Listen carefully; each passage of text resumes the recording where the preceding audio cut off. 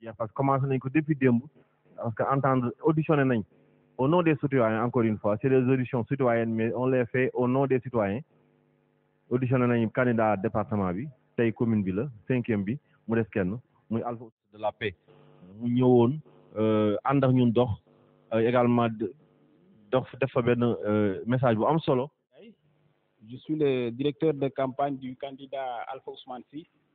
candidat de Benno Bokk Yakaar. Alors donc ci turu Alpha Ousmane Sy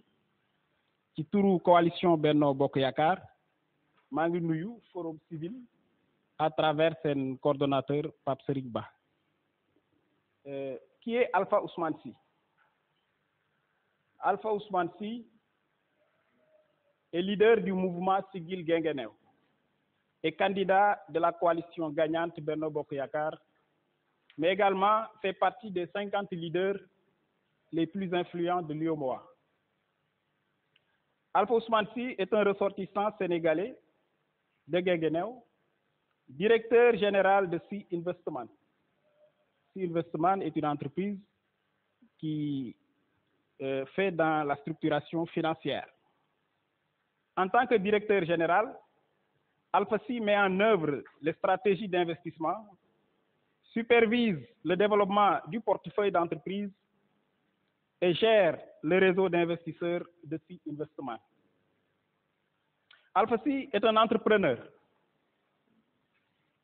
Investment chevronné qui, avant de rejoindre Sy Investment, capitalise plus de 15 ans d'expérience dans le domaine du commerce international. Alpha Sy a commencé sa carrière en tant qu'analyste financier à Dakar, avant d'occuper divers postes de responsabilité en Suisse, au Ghana, au Nigeria, et enfin de direction des opérations de Cotecna en Afrique en tant que vice-président senior. Je ne suis pas bien en anglais. Alors, en Afrique,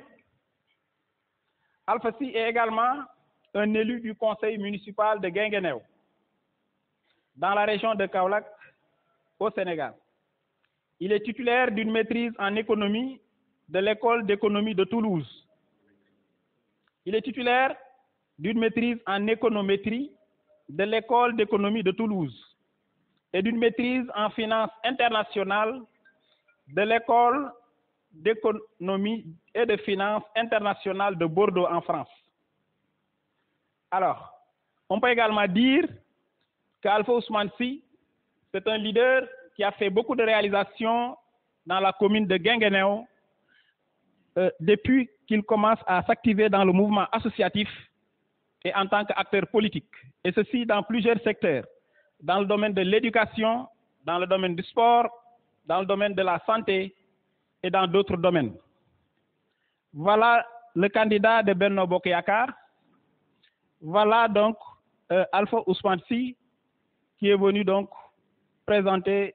son programme au niveau donc de Forum Civil. Je vous remercie. Voilà, merci beaucoup Mansour. Le candidat de la coalition Benno Bokk Yakaar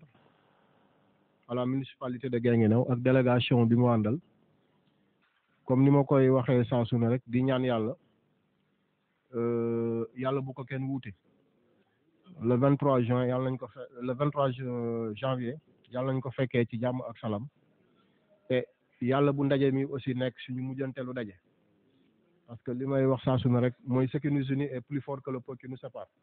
et ce qui nous unit c'est Guinguinéo donc loolu nañ ko mettre au centre de tout. Par rapport ak questionnaire bi nga xam ne nag moom la ñu war a waxtaanee ak le candidat de Benno Bokk Yakaar mi ngi tourner autour de 7 thèmes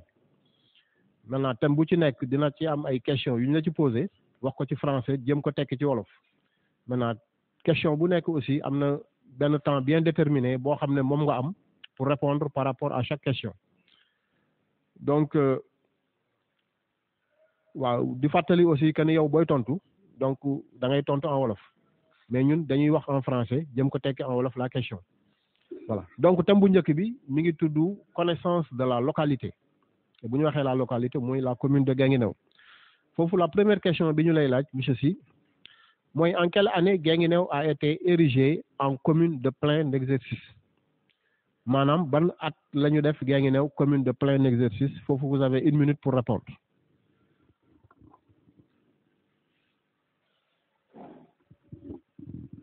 auzu billahi mina sheytaani rajim gannaaw ba ñu sant yàlla julli ci yonante mi sant suñu ay waajur ngeen may ma rek me remercier le forum civil à travers le coordinateur Pape Serigne Ba remercier ñi fi nekk ñëpp. Guinguinéo a été érigé en commune de plein exercice en 1960 mais avant ça c'était une commune d'exercice mixte en 1958 voilà la réponse. jërëjëf ci tontu bi.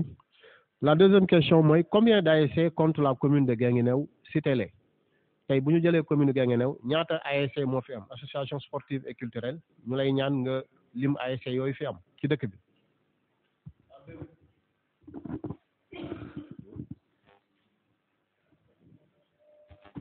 waaw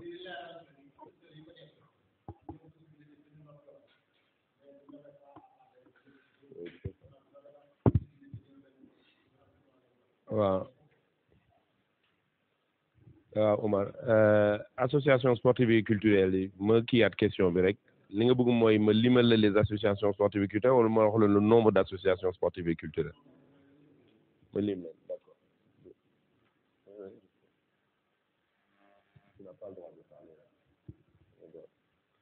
waaw dinaa commencer lim xam naa nag sama assesseurs yi dinañ ma ci jàppale. Le nombre d'ASC au dernier comptage ASC yi ñu compté ñu ci mujjee xam 14 la woon ñu tàmmali ci ASC Jaxaay ASC Gelwaar ASC Essor ASC Badema ASC Yaakaar ASC Espérance ASC Manko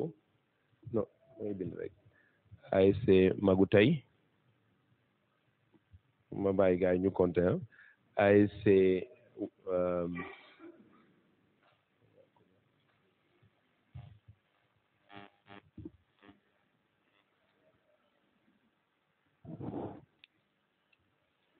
ñaari tali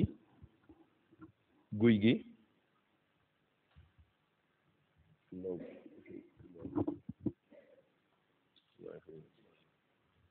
un, deux, trois, quatre, cinq, six, sept, huit, 9, 10 et toi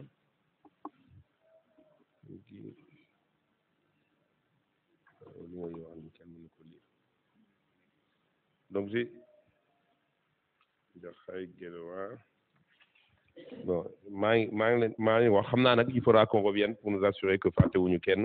ASC Étoile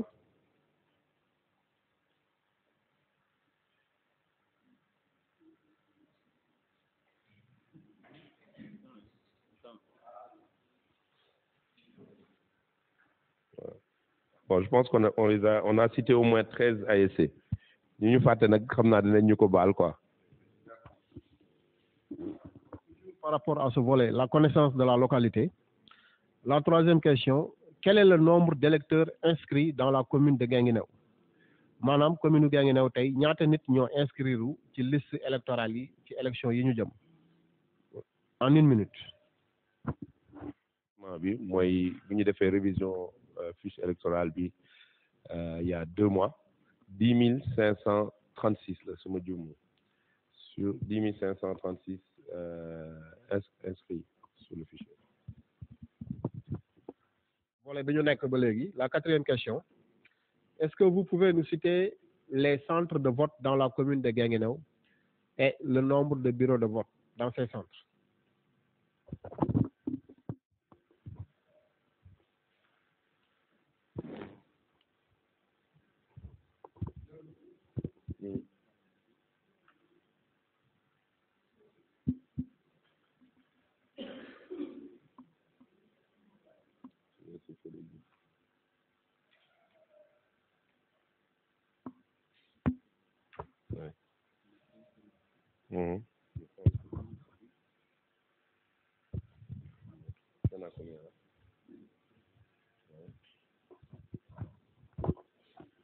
Vote de campement qui s'appelle Dour Kanté où il y a 4 bureaux de vote. Le centre Moustapha Sarr, où on a 6 bureaux de vote. Le centre Farabougou, où il y a 1 bureau de vote. Et le centre de Tchérir, où on a 2 bureaux de vote. Ce qui fait 7, 11 bureaux de vote. C'est ça, hein?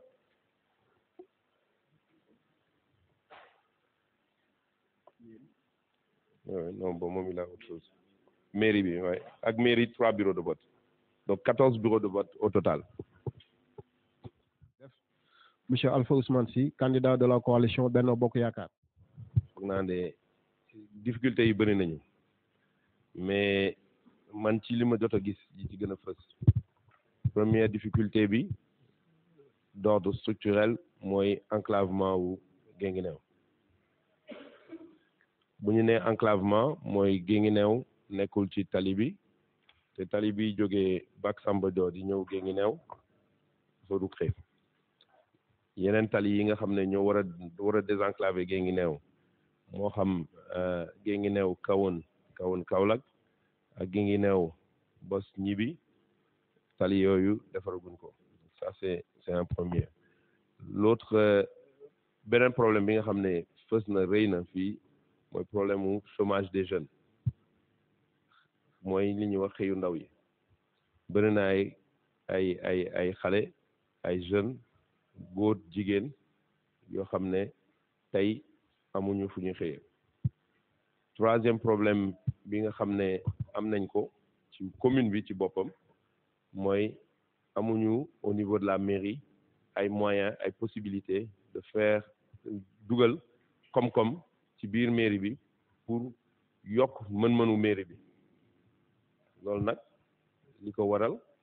mooy amuñu fi ay entreprises yu installé collecte bi nga xam ne war nañ ko def ci taxi yi sax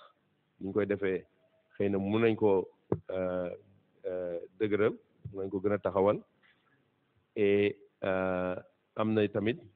niveau du marché war nañu mën a am nuñ koy restructurer bay yokk foofu tamit li nga xam ne mooy koom-koom bi nga xam ne ñu ngi ko xaar tey bu ñu jëlee fonds de dotation yi ak fonds de concours yi yooyu ñooy dundal mairie bi donc loolu day limiter day wàññi doole mairie bi yooyu mooy ñetti points yi nga xam ne man gis naa ko.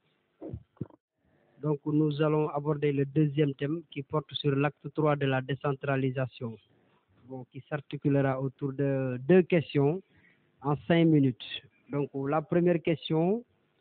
c'est quoi l'acte 3 de la décentralisation? En wolof mooy est-ce que mën nga ñu faram-fàcceel ana lan mooy acte 3 de la décentralisation? Comme bi am naa 2 minutes acte 3 décentralisation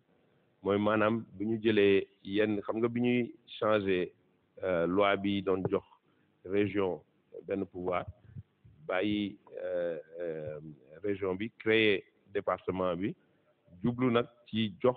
département ak collectivité beneen collectivité territoriale mooy commune donc tey ñaari collectivité territoriale la ñu am yoo xam ne ñoom ñooy yore yenn gestion bi donc département la benn bi beneen bi commune la ku nekk nag ñu dénk la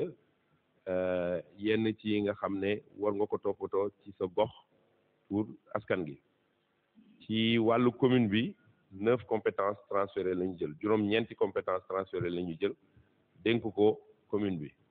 di xaar nag ci commune bi ñu mun ci développer gox gi loolu moo doon kii mënanu may rek xam ne ñun tey moo ñu ñor mooy compétence transfert commune yi domaine ci la bokk environnement mooy lépp li nga xam ne moo jëm ci setal bi ak ni gox gi war a melokaanu gox gi wéru yaram ci la bokk ak ndimbal bi nga xam ne nit ñi war nañ ko am ñu koy woowee action sociale jeunesse bi lépp lu jëm ci sport ak loisir boobu mooy ñeenteel compétence transférée bi li jëm ci culture nag boo koy dégg mooy maanaam li nga xam ne ñi yëngu moo xam ñi yëngu ci musique waaye ñi xam ñoo yëngu tamit ci art ak ñi yëngu tamit ci li jëm ci artisanat peinture mooy culture bi éducation nationale évidemment éducation. nga jàpp ne moo gën a fës ci acte 3 de la décentralisation. danaa perdre sama kii bi réforme majeure yi nga xam ne ñi ngi ci acte 3 de la décentralisation d'abord mooy comme ni mu ko waxee woon léegi rek dañuy dooleel communes yi bu ñu leen di dooleel nag dañuy bi ñuy supprimer région yi en tant que organe exécutant mooy maanaam organe boo xam ne day am décision parce que région ba léegi am na mais région bi léegi li mu waroon def léegi am na ñu yoo xam ne département bi moo ko jël am na yoo xam ne collectif commune bi moo ko jël donc loolu mooy commune bi war na mun a moom am ay moyens am pour boobu moom am na solo trop parce que commune bi war na mun a am ay moyens am récolter yenn taxes yi pour mun dundal boppam balaay loolu xam nga tout lépp dañ ko centraliser woon donc état bi moom mooy souvenir ay yenn besoins yi donc tey commune bi li ma waxoon bu commune bi mënul am ay yenn koom-koom yi rek dina sonn communalisation intégrale loolu tamit ci la bokk yeneen yi nga xam ne mi ngi ci tamit mooy tey en termes d'acte 3 de la décentralisation lépp li jëm wax naa ko léegi nii ci école yi ci du préscolaire de la petite enfance préscolaire ba cours moyen ci kiiwu commune bi la bokk li jëm ci santé tamit bokk na ci wax naa ko sànq ci transfert yi ñu transféré la wéru yaram dafa sensible dina am loo xam ne état bi dina ci mën a dugal mais da am loo xam ne dinañu xaar ci commune bi mu mun ci taxaw donc foog naa yooyu càmbar sa programme xool ko mën a tirer foofu ay questions par rapport ak le programme priorité une fois élu maire de la commune de Guinguinéo. donc loolu lañ ci jublu xëyu ndaw yi nag dafa jaar ci formation damay commencer ci xëyu ndaw yi mais en réalité balaa xëyu ndaw yi li ñu war a def mooy accentuer formation bi nga xam ne mi ngi fii am nañ fii centre de formation professionnelle war nañu dooleel centre de formation professionnelle boobu bëri na ay jeunes yoo xam ne ñu ngi ci centre de formation professionnelle bi tey dañuy génn ci centre de formation professionnelle bi di chômer donc loolu ci kii bi la bokk beneen priorité bi nga xam ne tamit bokk na ci mooy environnement assainissement et environnement cadre de vie assainissement et environnement war nañu defaraat melokaanu dëkk bi troisième priorité mais boobu mun naa ne dinañu soxla liggéey ak état ci loolu mooy désenclavement bi xam nga priorité yi dafa méngoog li nga xam ne mooy problème yi ñu identifier donc désenclavement bi tamit dañu war a liggéey ak état taxaw ci def suñu kéemtalaay kàttan ba ñu war a def tali yi nga xam ne mooy désenclavé am na nag yeneen ñoo xam ne tamit ci wàllu aide sociale ci wàllu tamit suñu jàppale suñu kilifa diine yi ci nga xam ne ñu ngi koy def ci yenn mosquée yi yenn daara yi ñu mun leen jàppale école bi tamit éducation évidemment c'est une priorité absolue boobu moom gis ngeen programme bi lu ñu ñor la mooy xool ñu ñuy jàppale ci wàllu matériel pédagogique nag lañ ci jàppale kii nag la ñuy jàppale enseignants yi tamit pour def leen ci ay cadre yu approprié jërëjëf. ñu leen di faj da leen di fekk ba seen kër fekk leen foofu faj leen léegi noonu ñu lay laaj système boobu yow naka nga pare pour def ko parce que bu ñu xoolee ñiy liggéey ci kër docteur bëriwuñu ba pare aussi am nañ ci benn personnel boo xam ne qualifié wul pour loolu. lii am fii mooy li am ci gox yu bëri ci Sénégal mooy maanaam exode rural donc da ngay dem ba population bi fi nekk ñi di fi des ñi des Guinguinéo ñu ci bëri ay mag lañu mag yi nag ñu bëri pour seen déplacement bi day metti léeg-léeg sax nga gis koo xam ne mu ngi jóg war a dem hôpital mu gaañu ci wala bu eggee ni mu meloon bi muy dem ak bi muy egg day gën a sonn donc loolu dafa di loo xam ne ñun daf ñu ñor consultation à domicile nag ni nga ko waxee il faut nga am ay docteur ay infirmière ay aide-soignante yoo xam ne mën nañ ñëw parce que lépp ci xam lan mooy problème mu mag ji la bokk parce que doo yónni benn docteur boo xam ne docteur plein la fekk kii ngay dem seeti xëy na fièvre rek la am mais bu fekkee ne kii ngay dem seeti problème bi gën na metti boobu di nga mën a am docteur donc suñu système bi nga xam ne ñi ngi koy dugal nañ ko suñu programme d'abord benn ligne téléphonique boo xam ne di nga am ku fa nekk ku mun a def benn premier diagnostic mooy maanaam seet kii ndax lii nga xam ne mi ngi ci métit bi wala mi ngi ci feebar bi soxla na ban genre soin la soxla donc bu ñu defee loolu ba pare après ñun nag loolu xam naa dinañ ci liggéey ak waa centre de santé bi dinañ am xam nga docteurs yi ñu nekk Sénégal léegi lépp ci li ñu mun a am ci koom-koom la parce que loolu ñu jëm la ku liggéey rek dafa fekk nga am lu ñu lay fay mairie bi dina leen ci jàppale dinañu wut ay partenaires tamit yoo xam ne ci yenn hôpitaux yi la ñu nekk xam nañ leen déjà ñun ñu ngi ciy liggéey déjà pour nga xam ne ñoom tamit mun nañu ci jàppale. fii li ma sol nii Guinguinéo lañ ko defaree benn ndaw la bu dëkk Guinguinéo du ma ko tudd fii ñëwuñu fi pour def publicité yore fi entreprise am mi ngi ubbi showroom ci anglais mooy fi ñuy tegee bagage yi donc dañuy war a xool nu ñuy tegee fi artisan yi Guinguinéo yi tamit xool nu ñu leen di jàppale ba nga xam ne lépp lu ñuy def ku ko gis xam ne lii lu am qualité la qualité boobu nag mooy made in Guinguinéo dañu bëgg dem ba nga xam ne bu ñu ne yére bi Guinguinéo sax liñ ko defaree da nga xam ne am na qualité donc loolu dafa laaj tamit benn cellule foog naa def nañ ko ci biir programme sax mi ngi ci biir programme bi boo xam ne day surveiller yenn kiiwu qualité artisan yi même chose waaye yemuma ci loolu même produit de transformation yi ñun commencé nañ ci liggéey loolu man yàlla may na ma ba comme damay tukki lu bëri jël naa fi ay produits ay sànqal ak ay tigadege ak yenn yoo xam ne mun nga dem ci yeneen dëkk Afrique yoo xam ne dañ ko soxla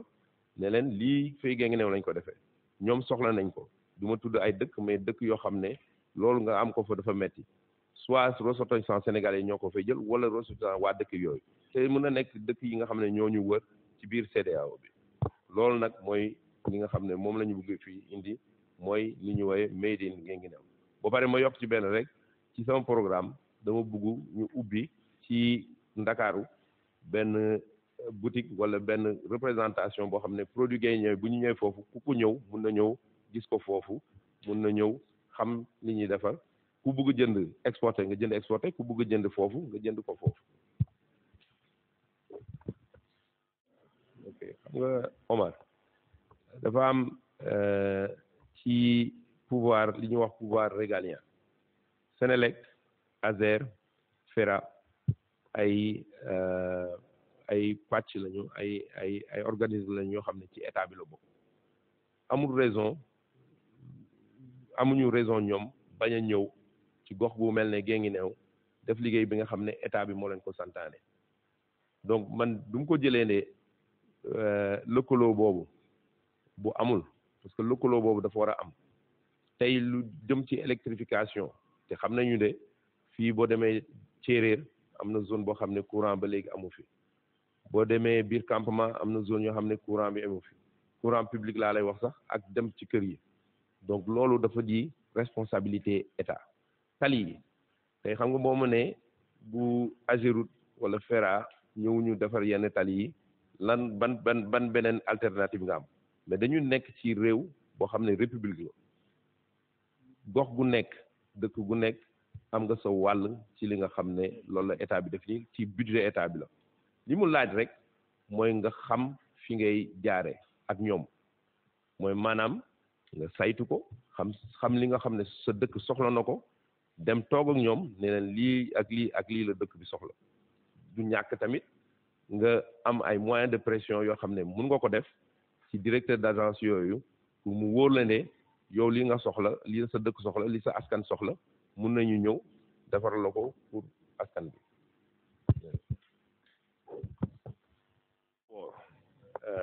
dafa am solo ci nit ki ci individu bi ku nekk dafa am solo ci yow parce que sport moo lay permettre sa wéru yaram yokku yàlla moo yore dund ak dee waaye xam nañu ne sport mun na faj ay kii yu bëri cadre de concertation locale nag lu mel ne Guinguinéo fuy mooy maanaam ñu xool ci biir municipalité bi ci biir mairie bi am na commission des sports mais loolu dañ ko war a yaatal sport bu nekk ñii nekk acteur sportif yëpp dañu war a mun a daje xam lan mooy infrastructure yi nga xam ne yore nañ ko fii ci Guinguinéo xam yan mooy compétition yi nga xam ne war nañ fa dem du football rek football moo ci gën a fës mais tey am nañ fi ay karatéka am na kii karatéka am nañ fi sax un club de gym ah am nañ fi ay doomu Guinguinéo yoo xam ne ñi ngi yëngatul li tey ci wàllu fitness donc yooyu dañ leen bëgg boole ñu toog ñu waxtaan USG Union sportive de Guinguinéo defoon na fi états généraux USG vraiment ñu koy rafetlu bu baax a baax parce que loolu moo lay permettre nga xam lan moo doxul ak noo koy fajee donc cadre de concertation locale boobu mairie bi moo koy initier mais dañuy bàyyi acteurs sportifs yi ñoom ñu am seen prérogative mooy maanaam ñu xool ni ñu koy doxalee seen biir wax ñu tamit yan moyen la ñu soxla pour mun Guinguinéo ñu koy participer yenn compétition yi du football bi rek loolu moo doon kii bi gis nga ñun ñaar fukk ak ñaari kilomètres la ñu nekk ak Kaolack nekk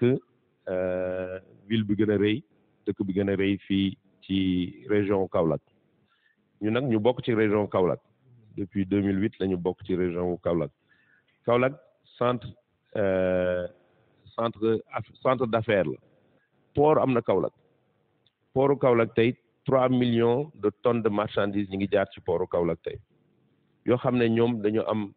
ay jafe-jafe pour xam marchandises yooyu sax même stockage bi mooy maanaam fi ñuy teg yenn marchandises yi dañ ci am jafe-jafe donc ñun dañu war a xool ñun naka la ñuy def ñun Guinguinéo tey te ñun xool nañ ko am nañ ci programme bu leer yoo xam ne ba nga xam ne yenn ci marchandises yooyu war nañ ko mun stocké fii moo xam day dem marchandises yoo xam ne dañuy dem Dakar pour consommation wala marchandises yoo xam ne beneen côté bi la ñuy dem lëkkaloo bi tamit dafa war a am ak yeneen commune département Guinguinéo bi parce que suuf si fii Guinguinéo dem nañu ba léegi suuf si xat na lool donc war nañu mun a am ay extension yoo xam ne partenariat la ak yeneen communes yi moo xam commune Ndiago la commune Ngagnick la pour ñu mun a am accès ci suuf parce que ñun ñooy indi yenn investissement yi loolu la ñu bëgg nag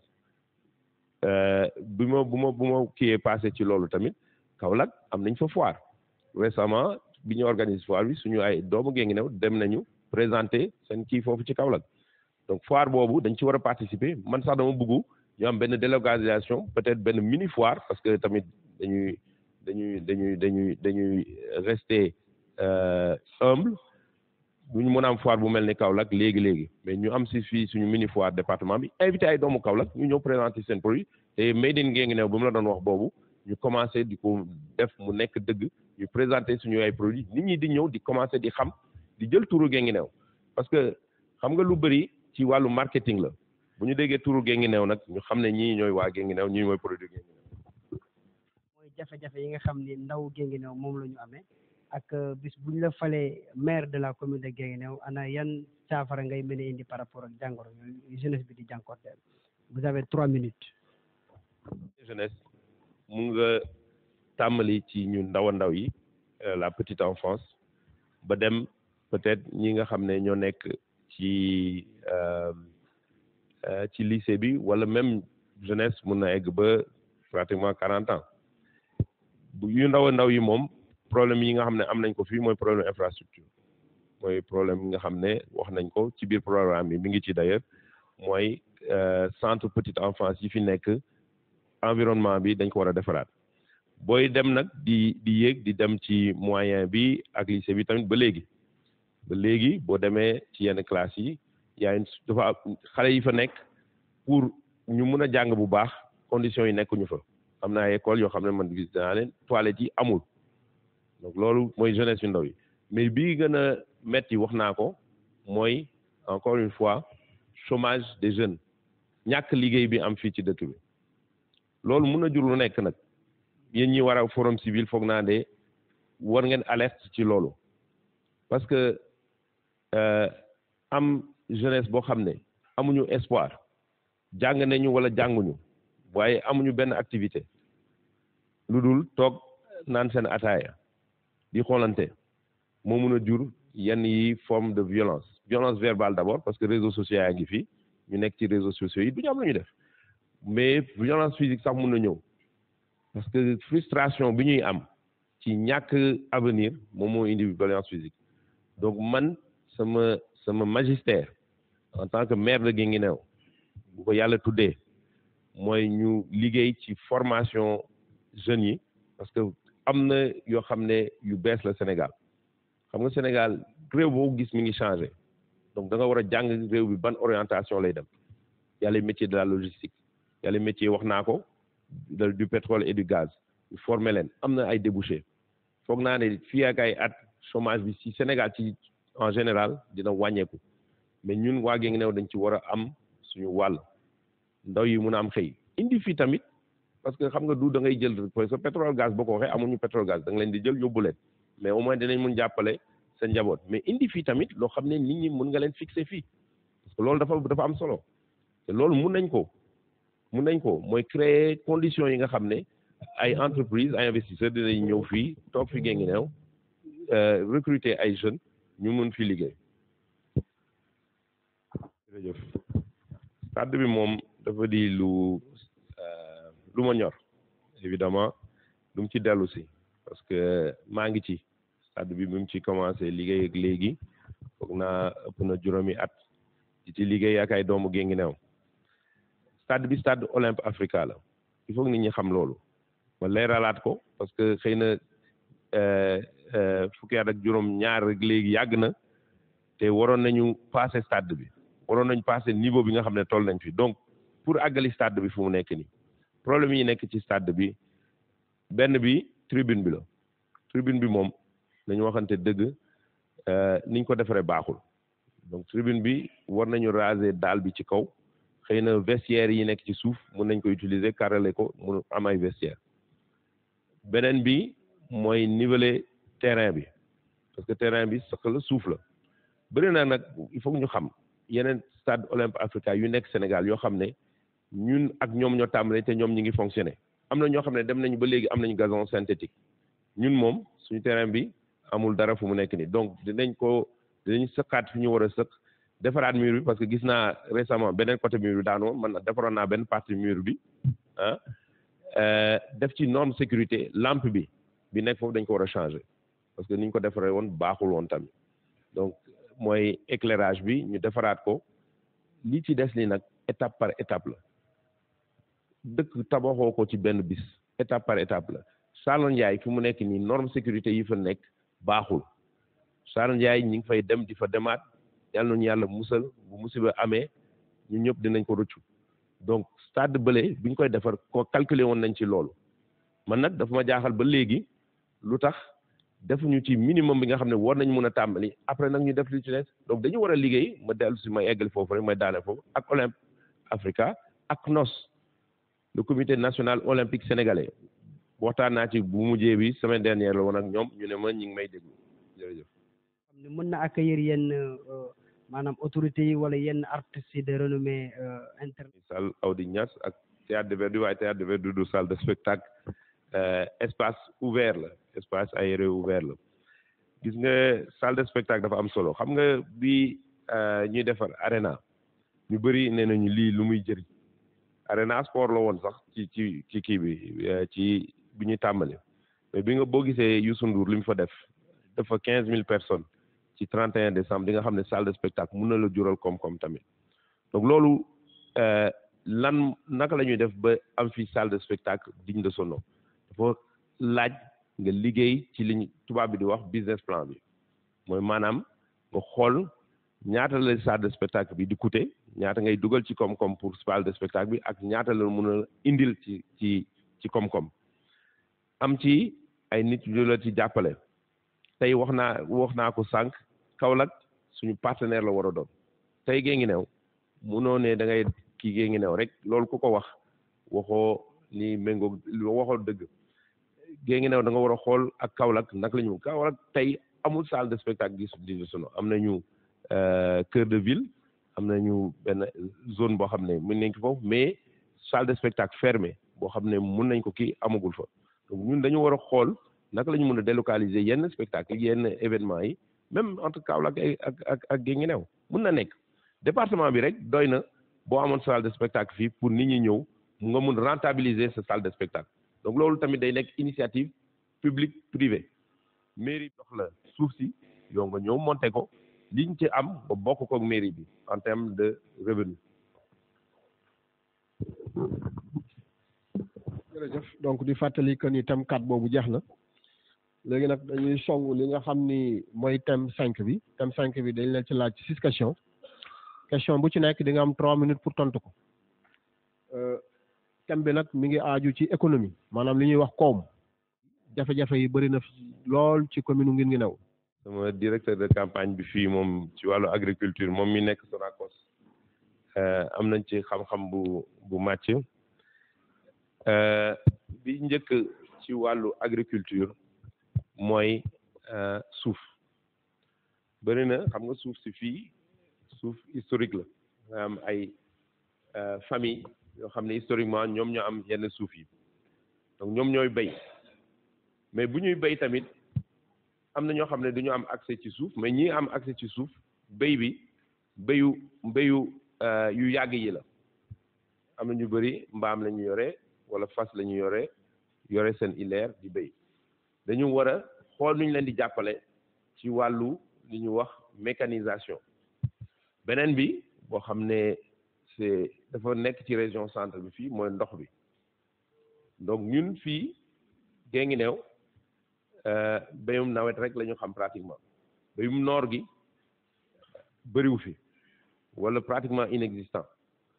beneen bi tamit mooy diversification te loolu dafa ànd ak béyum teg maa bàyyi ma àggali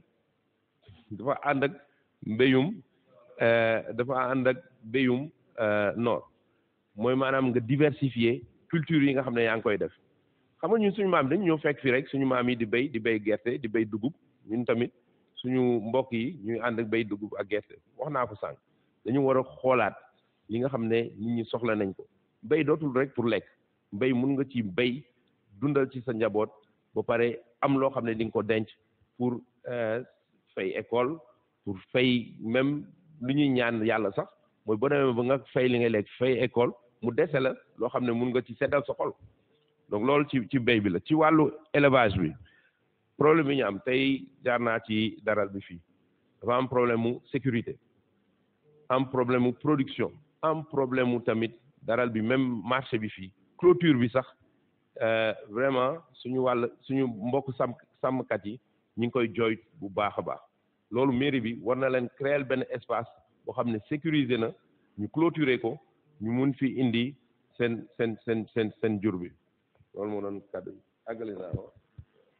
ci agriculture à grande échelle boo fi bëgg a def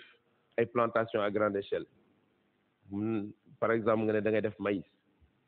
yàlla def nga am benn système de traitement ndox pour nga am suuf fii Guinguinéo ci loolu dina metti nga am fi ay hectares donc loolu ci wàllu mbay bi la ci wàllu suuf beeg mbay bi beneen bi problème bi am mooy mairie bi ñi fi nekkoon wala ñi fi nekk bugguma wax ci loolu parce que fii problème civil la am na yu bëri yoo xam ne dañ ko doon daggat di ko jaay ko seen bopp jox ko ñeneen jox ko seen ay mbokk mu indi ay problème nag mu jur ay problème contentieux sax am na fi beneen bi mooy marché bi fu mu nekk tey foofu tamit war nañ ko xoolaat ba mun koo defaraat ba mu taxaw parce que foofu suufu mairie bi la mais c'est un problème parce que il faut que nga assuré wu te tey boo buggee def extension ci mairie ci marché bi war nga mun a am espace pour def extension donc il faut nga xalaataat ko donc premier kii bi ñu war a def mooy def un recensement du cadastre de Guinguinéo bu mujjee bi peut-être aussi tamit ci wàllu suuf mais ci wàllu habitation la tamit urbanisme et habitation bëri na ay kër yu ñu abandonné fii Guinguinéo man am na ay nit ñoo xam ne approché nañu ma ne dañuy jaay kër gi mais xamuloo kan moom kër gi ani kii ñu ci bëri dañu dem xamuloo ndax gaañu nañu wala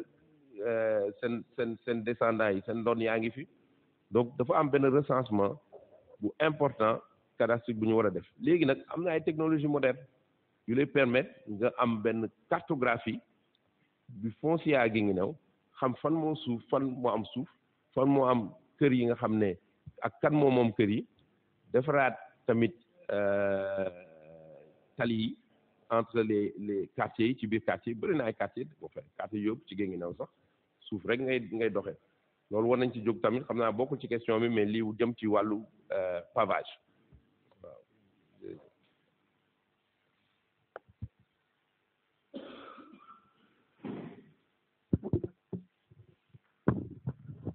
Donc toujours par rapport au volet économique, Guinguinéo faisant partie de l'ANSD, Agence nationale de la statistique et de la démographie. Sur quel levier en rapport avec vos compétences allez-vous vous appuyer pour améliorer les conditions de vie des populations? li fi li ngay gën a gis li lay gën a marqué li nga xam ne day metti su xol mooy ñàkk liggéey bi nga xam ne am na fii Guinguinéo li waral loolu nag ñëpp xam nañ ko moo doon ci Guinguinéo ci autorail la doon dundee nekk fii centre ferroviaire bi autorail bi taxawee nag kenn taxawul moo xam état la moo xam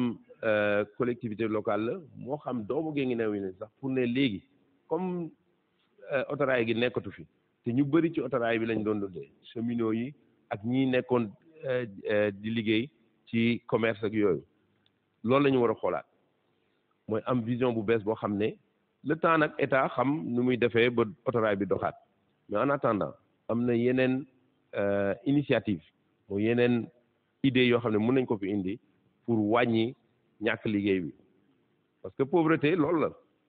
pauvreté mooy maanaam tey nga soxla dara amoo loo koy jënde parce que amoo koom-koom boobu donc création de richesse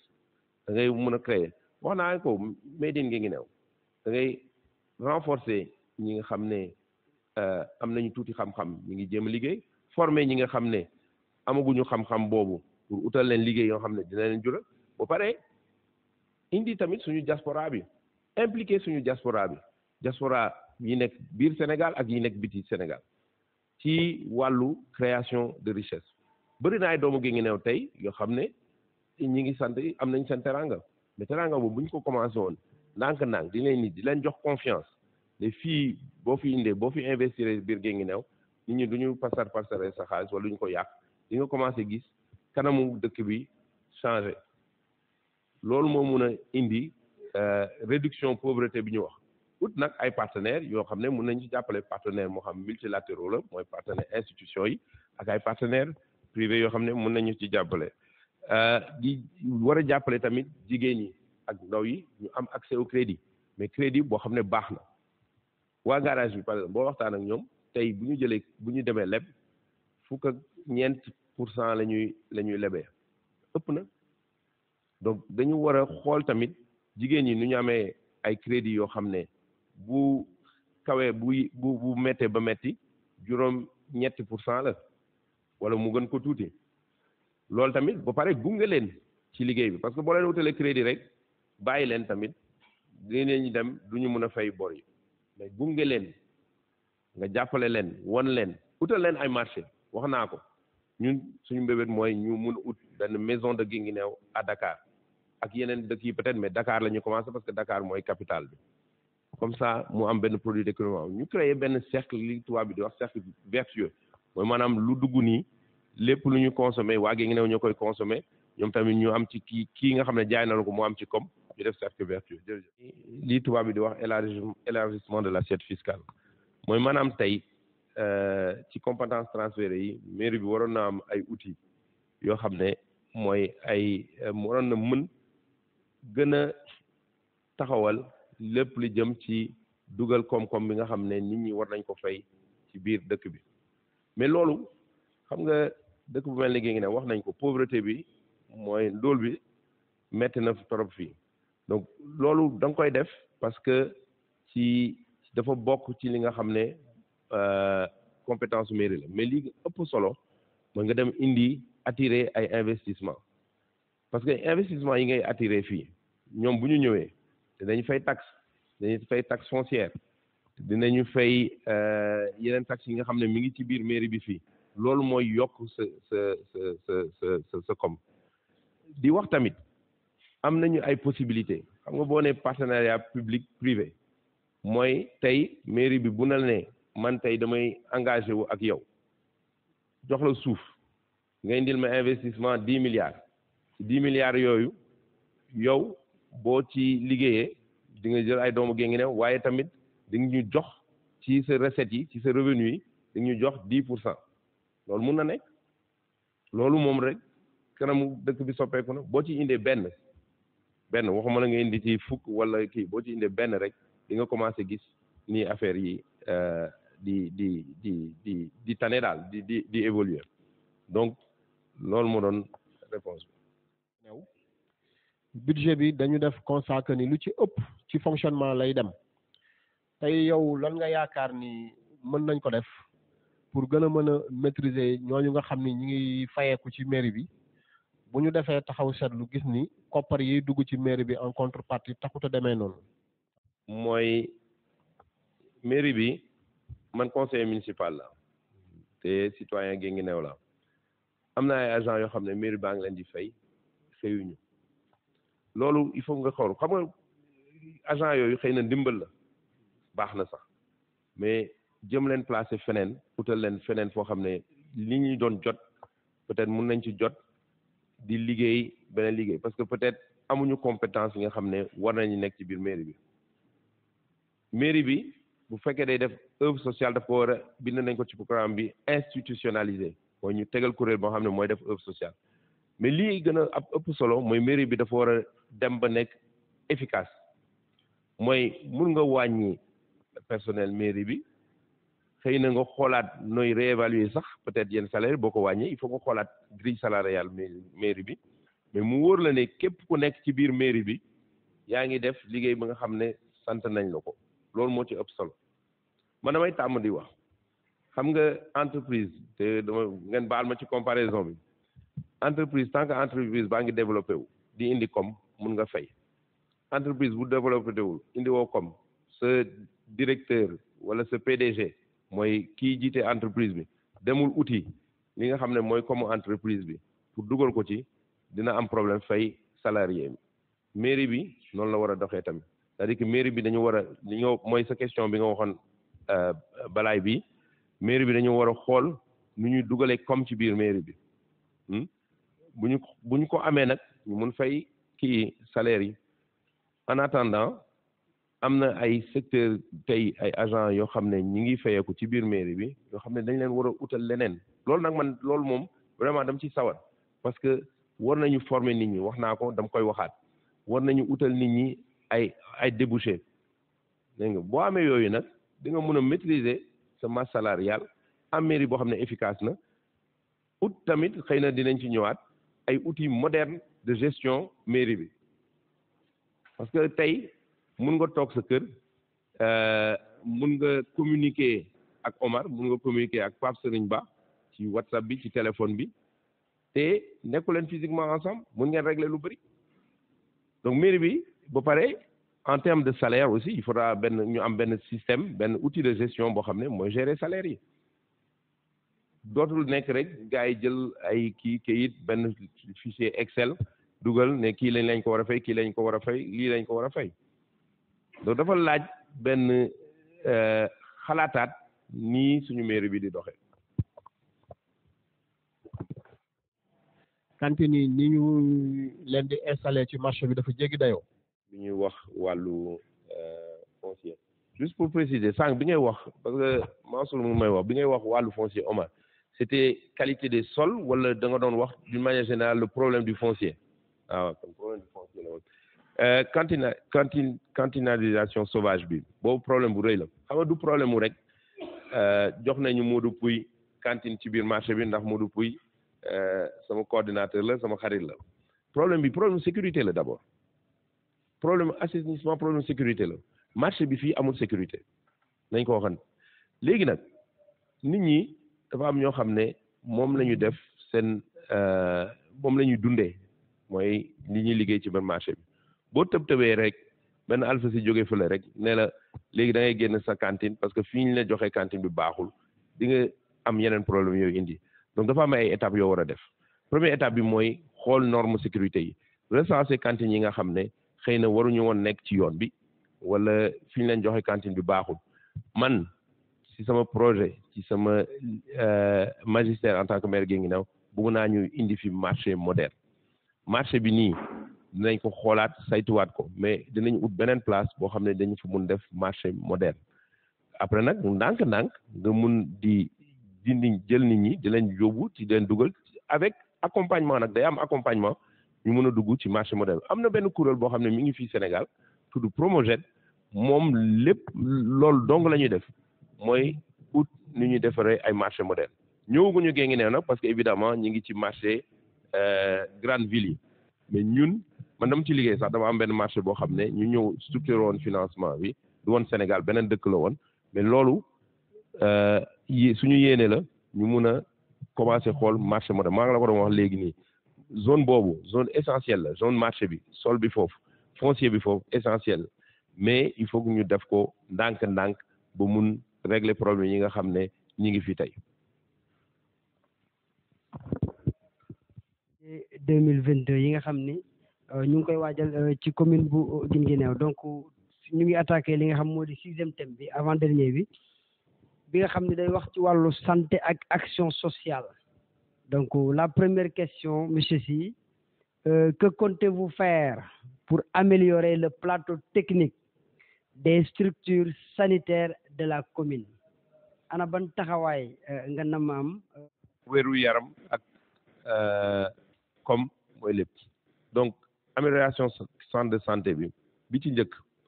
am na yoo xam ne mi ngi fii tey utiliser wuñu ko moo xam radiographie bi la ñu ngi ci yoon foog naa bi ma mujjee waxtaan ak directeur centre de santé bi monsieur Diouf nee na ma am nañu benn technicien bu war a ñëw ñu war a démarrer rajo bi beneen problème bi mooy problème générateur bi loolu tamit am na ay doomu Guinguinéo ñu jóg def ci seen doole ba ñu indi leen benn groupe boobu am na lu ci des pour mu mun a tàkk démarrer donc yooyu yoo xam ne lu gaaw mun nañ ko defar waaye gannaaw loolu mooy ñu xool suñu centre de santé bi nu ñuy def ba am ay partenaires même fii ci biir Sénégal man am naa benn professeur boo xam ne mi ngi dalal jàmm boo xam ne ci wàllu cancérologie lay liggéey am na lu bëri loo xam ne mun nañu ci jàppale ci wàllu garab nit ñi garabu chimio yeeg yooyu du ñu soxlati dem Kaolack wala ñu dem Dakar am na ñoo xam ne mun nañ ko indi fii lii metti ci xam nga ressource sax équipement mun nga ko indi mun nga am ay partenaire waaye li gën a metti am mooy ressources yi mooy nit ñi nga xam ne ñoo war a ñëw liggéey loolu nag il faut ñu jox leen ay cadre benn cadre mooy maanaam fu ñu mun a dal ñu mun a am ay partenariat wax ak ministère de la santé nga xam ne fii xëy na dañu considérer ne moo gën a metti liggéey Dakar liggéey Thiès ñu jox leen benn réévaluation ci seen salaire yooyu mooy li nga xam ne mun nañu kii mais du centre de santé bu Guinguinéo bi rek am nañu ay poste de santé Farabougou ak poste de santé Waalo ñooñu tamit war nañ leen jàppale Farabougou am na ay problème mu lal Waalo moom foog naa lu bëri war nañ ko fa def en terme de ay garab en terme de ay appareils ak même ay outils d'assainissement pour nettoyer ak yooyu donc yooyu moom war nañ leen jàppale bu baax. dañoo am ay jafe-jafe ci wàllu maanaam ressources humaines de qualité maanaam ay sages-femmes ay infirmiers ak ay maanaam médecins gannaaw bu ñu la falee def la maire Guinguinéo ana ban taxawaay ngay am. foog naa loolu maa ngi ci commencé wax sax balaa ngi ñu ñëw ci question bi parce que loolu mooy problème bi en fait problème bi mooy nga mun a am ay personnel de qualité benn bi mooy wax naa ko il faut que loolu méttiwul sax mairie Guinguinéo mun a am ay infrastructure yoo xam ne képp ku ñëw doo ñëw di ut ay kër doo ñëw di ut fooy dal wala nga dal sa kër mbokk wala yooyu fekk yaa ngi liggéey ci wàllu santé am nañu ay doomu Guinguinéo tamit yoo xam ne ñi ngi tey ñu utaleen ay poste Safiatou Kanouté ngi fii mi ngi Nioro yoo xam ne bugg nañu ñu ñëwaat nekk fii beneen bi boo xam ne il faut ngeen bàyyi ci xel bu baax tey dafa am ay moyens de technologie yoo xam ne mun nga def da li ñuy wax télémédecine xam naa nag bu mu ko waxee nit ñi dinañ naan non kii fu muy xoolee dafa sori mais télémédecine li mu laaj rek mooy nga am connexion wifi te docteur bi confirmé ma ne léegi nii dinañu am connexion wifi nga mun a connecté wu ak ay médecins yu nekk à l'extérieur parce que loolu moo lay permettre aussi nga mun comme ni mu ko waxee woon sànq comme dans le cadre de la consultation à domicile nga mun am une pré-analyse moom ñu mun a jox après nag am na ay cas yoo xam ne xam nga fii Guinguinéo tey état bi ñuy zone bi ñu nekk bi fii doo mën a am chirurgien boo xam ne par exemple orthopédiste la wala nga am chirurgien stomacologie wala yooyu donc da ngay ciblé yi nga xam ne soxla nañ ko et ñuy def journée médicale yi ñu ngi koy doon def journée médicale yi dañ ko war a institutionnaliser mairie bi jàppale ñi nga xam ne mooy doomu Guinguinéo yi nga xam ne ñi ngi def journée médicale yi ba pare ñu def ay demande au niveau du ministère de la santé moom laa lay wax lépp loo gis Sénégal moo doxee noonu da ngay dem taxaw ba ñu indi centre de santé bi bu ñu koy def fii suñu papa Ousmane Galan Niang moo demoon xamanteeg ministre de la santé bi boobu Mamadou Diop moo doon ministre de la santé ancien maire de Dakar taxaw ko topp dossier bi ba ñu indi fi centre de santé bi boobu ba léegi nag y a pas d'évolution donc lépp loo gis rek dafa fekk nga taxaw ci bu ñu soxlee ay personnel ñu dem laaj leen lii la ñu soxla def leen nag dans un environnement dans un cadre boo xam ne ñoom dinañu bëgg ñëw Guinguinéo bi comme ay jullit lañu ñu ngi ñaan suñu borom parce que lu la sa borom teg rek da nga koy nangu donc di ñaan suñu borom mu dàq mbas bi mais mbas baa ngi fi bëgg yàgg nag léegi di am ay conséquences yoo xam ne même économiquement day metti lii nit ñi dañ ko war a jël di ko jëfandikoo mooy masque bi parce que xam nga li ñu fi ñu juumee mooy bëri naa nit ñi foog ne mbas bi bu ñëwee bu la laalee tamit day dem xëy na yow ci sa yaram dina dem mais di nga am keneen ko wàll koo xam ne kooku bu ko mbas bi laalee maa day taali donc il faut que ñu dellu si ci li nga xam ne nag noonu lañ tàmbali woon te bon man ak ñeneen ay doomu Guinguinéo vraiment taxaw nañu bu ñuy joxe gel joxe nañu gel bu ñuy joxe masque joxe nañu masque jàppale nañu askan gi ci ay produits de nettoyage madaar rek yooyu foog naa war nañ ci ñëwaat ci lu mu gën a gaaw parce que 4e vague bi moo gën a gaaw 1er 2e ak 3e vague bi moo gën a gaaw fu mu nekk nii moom koo gis mi ngi sëqat koo gis mi ngi feebar mi ngi sibiru donc war nañ ci jóg mais en tant que maire da nga koy institutionnaliser def propagande ànd ak waa dëkk bi dugg ci marché bi wax ak nit ñi koo gis solul masque nga ne ko solal sa masque xam nga maire yooyu yaay joxe exemple buñ la gisee nga def nii rek buñ la gisee sa taxawaay rek nit ñi dinañ topp sa gannaaw parce que loolu mooy symbole u maire loolu mooy symbole yooyu yaay kilifa dëkk gi donc loo munti def tamit nit ñi dinañ ci topp donc donner le bon exemple déjà moom mooy indi nit ñi wóolu la d'abord parce que nee nañu bu sa loxo setee fu ñu la ne hee mun nga wane sa loxo ne lépp set na bonne gouvernance nag pour mu mun a taxaw da nga war a am ay outils de bonne gouvernance déjà ñu ngi remercier forum civil surtout forum civil Guinguinéo bi nga xam ne ñëpp xam nañu seen taxawaay fii man xam naa ne incha allah bu ma faloo maire Pape Serigne Ba Omar Aslo El Hadj duñ ma bàyyi may def lu ma neex di pasare li nga xam ne askan wi ñoo ko bokk acte yi ñu war a njëkk a def mooy compte yi mairie bi dafa am budget bi dañ koy publier nit ñi xam nañ ko mais budget bi dafa war a tamit méngóog li nga xam ne mooy fonctionnement wu mairie bi sànq wax naa ko li jëm ci wàllu salaire yeeg employé mairie bi dañu war a am transparence xam ne ñëpp ñi nga xam ne ñi ngi xëy ci mairie bi ñi ngi ciy xëy te ñi ngi leen di fay lii mooy seen salaire xam nga salaire fii Sénégal doo ko publier am na ay dëkk nag ci àdduna yoo xam ne amuñu problème salaire mais ñun pays francophone lañu duñu publier salaire donc loolu dinañ ci taxaw ba nga xam ne lépp nga xam ne mairie bi mi ngi koy jaay dinañ ko leeral di ci liggéey ak forum civil di ci liggéey ak askan bi leeral ne lii ak lii ak lii mooy frais de fonctionnement mairie ñii ak ñii ak ñii ñooy employé mairie bi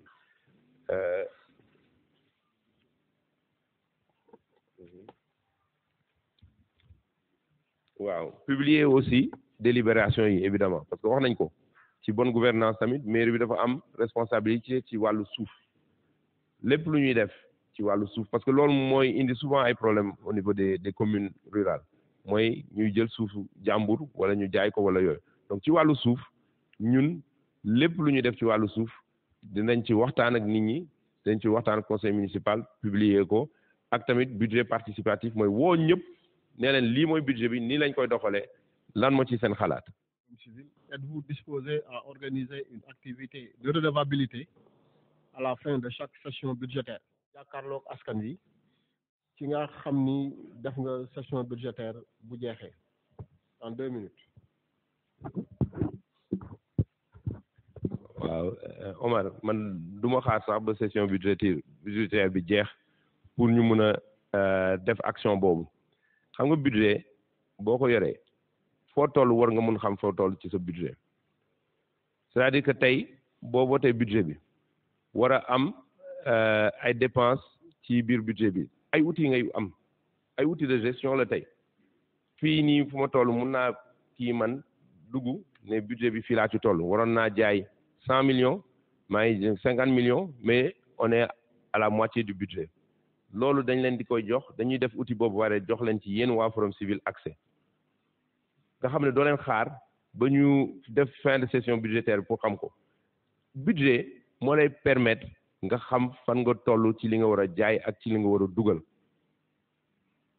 ku ko xeeb nag ku xeeb ak exercice budgétaire boobu mooy sa gestion baaxul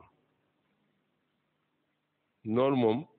man dam ciy insister parce que budget mi ngi mel ne rek nit sa wéru yaram xam fan nga ci toll ndax tey sa tension yéeg na ndax sa suukar yéeg na wala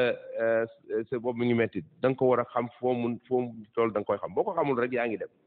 donc budget boobu ñun danañ mettre en place un outil il y a des outils sociétés yi moom la ñu utiliser collectivité territoriale moom la ñu utiliser am na ay doomu Guinguinéo yoo xam ne sax mun nañ ci liggéey parce que xam naa leen boobu dañ leen di jox accès en direct ngeen xam point par point semaine par semaine mois par mois fan lañ ci toll. est-ce que di nga def lu ñu tuddee sa déclaration de patrimoine maanaam wax sa am-am fan la toll même si bu fekkee yoon santu la ko. waaw Omar xam nga man chef d'entreprise la liggéey nag ci dëkk yu bëri donc amay entreprise sama entreprise yi nekkul Sénégal rek tey bu ma doon def déclaration de patrimoine def sama déclaration de patrimoine li ma yore Sénégal du refléter peut-être lii mooy réalité bi parce que Sénégal bi mu fi nekkee di fi liggéey ak léegi moo motul fukki at li ma liggéey leneen yëpp am naa sama ay sama am sama teranga samay compte ak yooyu donc gëwma loolu mu mun a changer dara ci wàllu li kii Guinguinéo fii waaye li ma leen di wax yéen waa Forum Civil di ko wax askanu Guinguinéo bi ma leeral ko fii léegi tey salaire mairie Guinguinéo bi dum ko laal loolu mun ngeen ko bind salaire mairie Guinguinéo bu ñu ko jëlee dinañ ko dugalaat ci biir mairie Guinguinéo bi ci ñi nga xam ne askan gi soxla nañ ko lépp li jëm ci wax naa ko léegi transparence fonctionnement transparence li ñu gérer mairie Guinguinéo bi da seen xel dal lépp dinañ ko def ci ñu mu gën a transparent yi ci ñu mu gën a leere mais quant à man ma wax lan laa am ak fan laa ko amee tolluñu foofu ci wàllu mairie Guinguinéo loolu avancé wul xam nga loolu ku yore poste peut-être ministre wala nga yore directeur d'agence et encore loolu wala nga nekk président de la République parce que li ngay yoree ci wàllu koom-koom li ngay yoree ci wàllu ay kii xaalisu nit ñi moo bëri mais fii ci ñu Guinguinéo li ñuy ut mooy ut ni ñuy indee koom-koom yokku ko bu ñu demee nag ba mairie Guinguinéo am budget 1 milliard wala budget 1 milliard et demi waaw xëy na boobu dinañu toog waxtaanaat ne léegi comme kii bi bëri na fi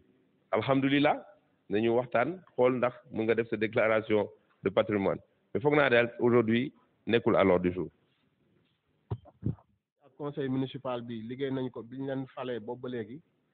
est-ce que yow jàpp nga ci am nga ci benn part de responsabilité ci liggéey boobu. nit ki dès que tu es boo nekkee citoyen rek am nga part de responsabilité foog naa ñun ñëpp am nañu part de responsabilité ci lépp lu xew Guinguinéo conseil municipal bi ma doon nag man bi ma duggee conseil municipal sax ne woon nañu xëy na sama ay nit yu baax ne ma xëy na da nga war a jël benn commission ak yooyu ma ne leen non du ma jël commission parce que dafa am ñoo xam ne dafa am loo xam ne mooy majorité mécanique mooy maanaam ñi nga xam ne fonctionnement conseil municipal bi ñoom ñoo koy dicté boo nekkee minorité munoo changer tey bu ñu doon voté budget man ak ñi ma àndal ci biir conseil municipal bi munuñ ko changer lu ñu mën a def rek mooy ñun d'accord ñu ci te boo ci d'accordul tamit dinañ ko def waaye terewul moom laay wax en tant que citoyen képp koo xam ne doomu Guinguinéo nga am nga ci sa wàll mais responsabilité principale bi ci maire bi la maire bi nga xam ne moom la askan gi fal moom mooy bumi moom moo am responsabilité bu fekkee bilan bi positif na wala bu fekkee bilan bi négatif na ñeneen ñi ñu àndal rek mooy responsabilité collégiale mooy yéen ñii am ngeen responsabilité te ku nekk yaa ngi jéem a def li nga xam man li ma def weesu na mon rôle de conseiller municipal te foog naa am naa ay mbokk yu nekk fii conseil municipal mun nañ ma ko seedeel ak population Guinguinéo mun nañ ma ko seedeel bu ma toogoon rek ne conseil municipal laa dem ñëw toog budget voté man dama doon nekk Dakar bu conseil municipal jotee matin bi laay ñëw defan en conseil municipal bi bu ma waree toog ma toog bu ma waree ñibbi ma dellu donc loolu responsabilité bi gën a am solo mooy responsabilité maire bi. may la 10 minutes yoo xam ne da ngay jàkkaarloog askanu Guinguinéo lancer appel bi nga nama lancer mais. jërëjëf encore une fois di remercier di ko teg ci loxo Pape Serigne Ba li ngeen def nii am na solo trop te mi ngi topp li ngeen xamoon def ngeen ko mooy doon randonnée pour jàmm am di wax ne waxtaan bi am na solo trop parce que lii mooy tax Guinguinéo mun a jëm kanam ñii nga xam ne ñi ngi xëccoo tey pour nekk kilifa fii Guinguinéo nekk maire war nañu wax ak askan bi wax lan lañ leen di indil man dama ko wax ne leen fu mu nekk nii xumbal bi neex na ñi ngi ci campagne bi fuural bi bëri na mais nit ñi dañu war a wax li nga xam ne dinañ ko def bu ñu demee ba falu foog naa nag man sama programme leer na programme bi nag dañ ko def ci français def ko ci arabe pour suñu kilifa diine yi def ko ci wolof def ko ci wolofal loolu mooy wane ne pare nañu waxtaan ak ñëpp dañ leen ci war a boole loolu mooy développement inclusif waruñu bàyyi kenn ku nekk am na loo xam ne mun nga ko indil Guinguinéo am na ay problème nag yuñ fi jot a wax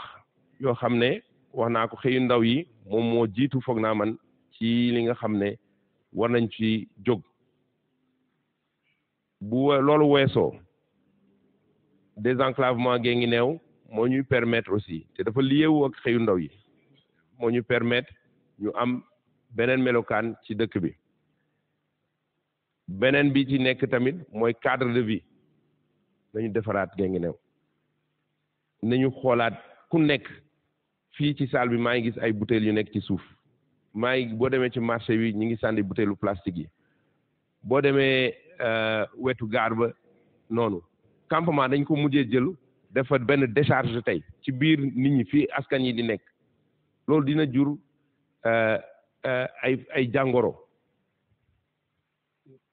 ay jàngoro donc loolu yëpp dañ ci war a jóg cadre de vie moom waruñu ci sax xaar ñeneen ñëw jàppale ñu si ñun si suñu bopp war nañ ko mën a def moom mooy indil tamit ci beneen sujet bi mooy bénévolat